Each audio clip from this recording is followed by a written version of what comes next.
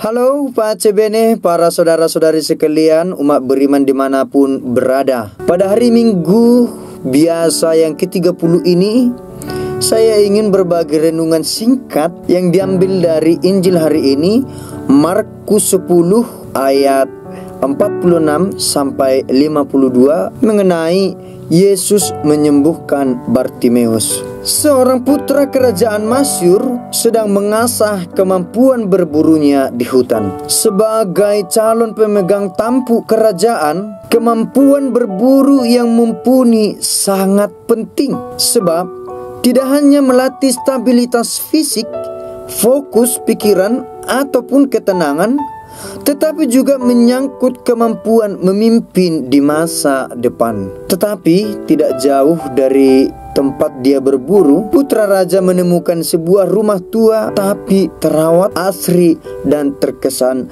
teduh dan pasti nyaman dihuni. Keadaan ini membuat putra raja tergoda untuk masuk ke dalam rumah tersebut. Tapi belum jauh ia melangkah, ia melihat seorang kakek tua sedang duduk bersamadi. Ia menatap kakek tua itu dalam-dalam dan membiarkan waktu berlalu begitu lama tanpa ada kata yang terucap. Sang kakek kemudian sadar dan melihat ada seorang laki-laki berada tepat di sampingnya.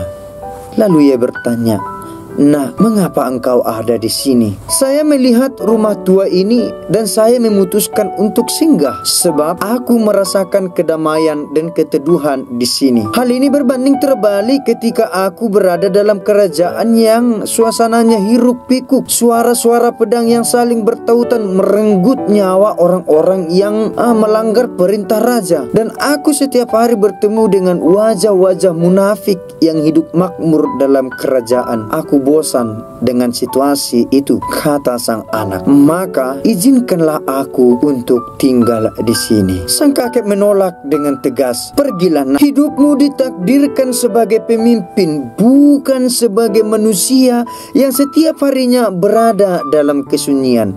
Ini bukan hidupmu." Namun terlanjur terlena dengan situasi yang dihadapinya, putra raja terus memaksa, bahkan bersumpah setia sebagai murid dan hidup dalam kesunyian serta ketenangan batin sebagaimana yang dilakoni kakek tersebut. Melihat kesungguhan dan ketulusan putra raja, hati kakek pun luluh. "Baiklah, tinggallah bersamaku. Sekarang lepaskan baju kebesaranmu dan hiduplah sederhana layaknya seorang petapa." Begitulah waktu terus berlalu.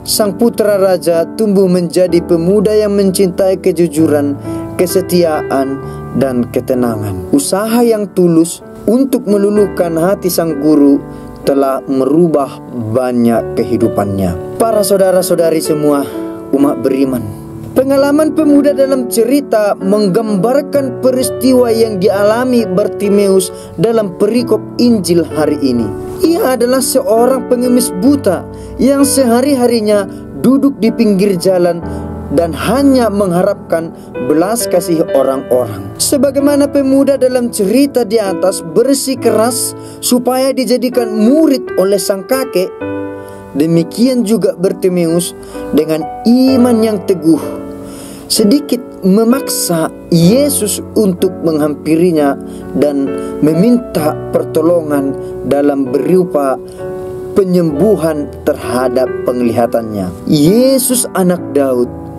kasihanilah aku."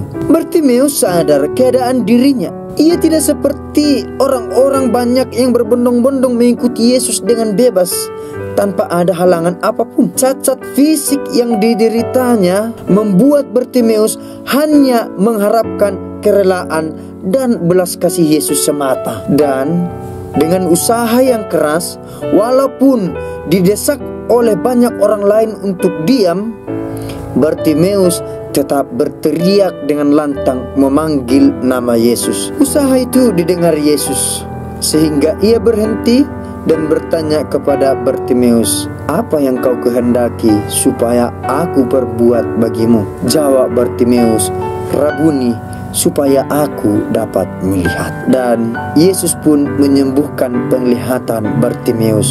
iman dan usaha menjadi modal Bartimeus untuk mendapatkan kemurahan hati Yesus. Para saudara-saudari, sikap Bartimeus menjadi cermin bagi kita. Hidup sebagai orang Kristen tidak cukup hanya percaya, beriman, namun harus disertai usaha terus-menerus sebagai simbol ketidakberdayaan kita di hadapan Allah, sekaligus wujud kesetiaan dan ketergantungan kita kepada Allah. Sebagai manusia, tidak banyak yang bisa kita perbuat dalam kehidupan ini.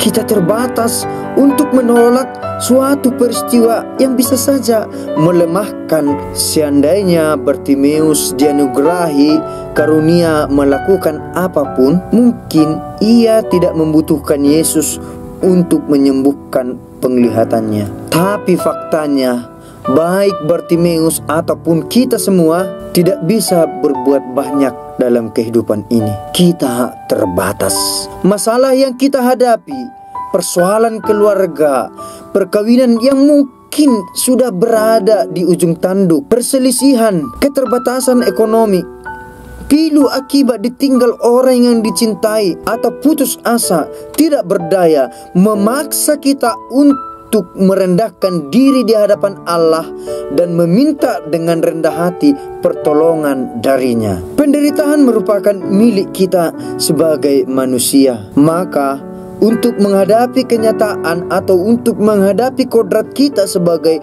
makhluk yang terbatas, kita perlu mengemis kepada Allah, memohon pertolongannya. Jangan lupa, iman yang sungguh dan mendalam tampak dalam usaha untuk bergantung pada Allah sebagai pemilik dan penyelenggara kehidupan kita. Semoga melalui Injil hari ini kita bisa bersikap seperti Bartimeus yang terus-menerus berusaha meminta pertolongan dari Allah untuk melengkapi, untuk menyempurnakan, dan untuk mengurangi belenggu-belenggu kehidupan kita.